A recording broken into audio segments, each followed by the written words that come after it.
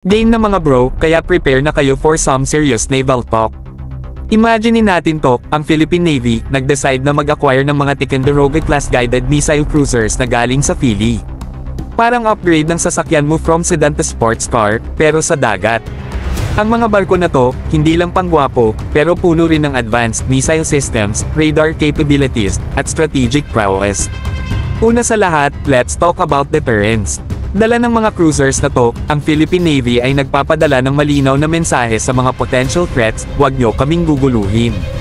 Ang presensya lang ng mga barkong ito sa region ay isang malakas na deterrent laban sa mga gustong mang-away, na nakakatulong sa pag-maintain ng peace and stability sa maritime domain. Pero teka, there's more. Hindi lang puro power ang dala nila, pero may serious utility din sila. Dahil sa kanilang advanced surveillance at reconnaissance capabilities, kayang-kaya nilang bantayan at patrolan ang malalawak na maritime territories, na nagbibigay proteksyon laban sa piracy at iba pang maritime threats. Hindi rin natin pwedeng kalimutan ang disaster response.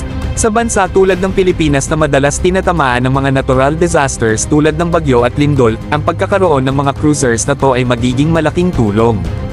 Dahil sa kanilang sophisticated communication systems at command and control capabilities, mabilis nilang ma-coordinate ang humanitarian assistance at disaster relief efforts, na naging iligtas ng buhay at nakakapagbawas sa pinsala ng kalamidad.